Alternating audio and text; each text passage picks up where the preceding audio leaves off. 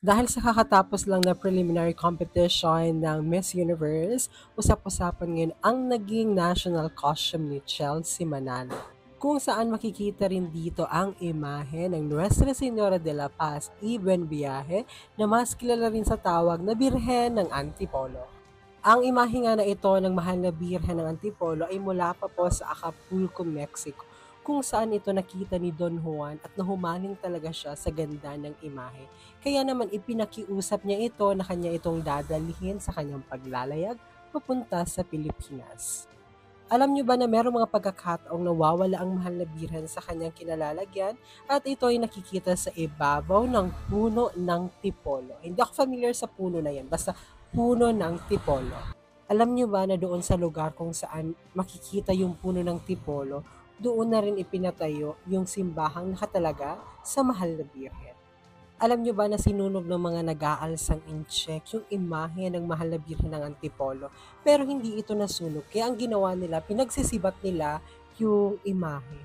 Kaya kung titingnan niyo sa malapitan yung mukha ng mahal na birhen, meron siyang parang mga sugat-sugat. Alam niyo ba na tinangka rin nilang i-restore or ayusin yun, pero lumalabas at lumalabas pa rin yung mga sugat sa mukha ng mahal na birhen. So they take it as a sign na gusto ng mahal na birhen na manatili yung mga sugat bilang tanda ng kanyang pagmamahal para sa kanyang mga deboto. And hindi pa nakontento by that time yung mga inchik at sinunog pa talaga nilang muli yung imahe, pero hindi nga ito masunog-sunog. Meron din mga nagsasabi na ay kaya maitim ang mahal na birhen kasi nasunog siya. Hindi po siya naging itim dahil nasunog siya. Natural pong itim talaga yung kulay ng mahal na birhen dahil sinasabing ang kahoy na ginamit para sa imahe ng mahal na birhen ng Antipolo at sa imahe ng Nazareno sa Quiapo ay sinasabing itim na uri ng kahoy. Alam niyo ba na matapos sunugin yung imahe ng mahal na birhen, napasabi yung mga tao na merong kakaibang aura yung mahal na birhen.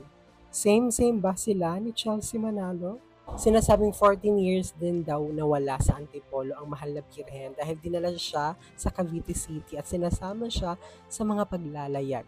Pero paano nga ba nakabalik ng Antipolo ang mahal na birhen? Dahil merong paparating na malakas sa bagyo ngayon, alam nyo ba na merong nangako sa mahal na birhen na kapag nakaligtas sila doon sa bagyo at makarating ng ligtas sa kanilang pupuntahan, iuuwi na nila ang mahal na birhen sa Antipolo. At dahil nga sa ligtas sa paglalayag, siya po ay pinangalan ng Nuestra Señora de la Paz, Ibn Viaje. Pero bago natin tapusin ang video ito, alam niyo ba na maging ang ating pambansang bayani na si Jose Rizal ay meron ding debosyon sa Birhen ng Antipolo. Dahil nung ipinagbubuntis pa lamang si Jose Rizal ng kanyang ina, na ipinangako nito na kanyang isisimba yung kanyang magiging anak kapag ito'y kanyang ligtas na may panganak. And sinasabing meron ding stampita si Jose Rizal na kanyang dinidikit sa kanyang bagahe na kanyang daladala saan man siya magpunta. Yun lamang for today's video, Chingas and Faith. Ito po ang inyong Hermano nagpapaalalang piliing maging masaya at piliing maging banal.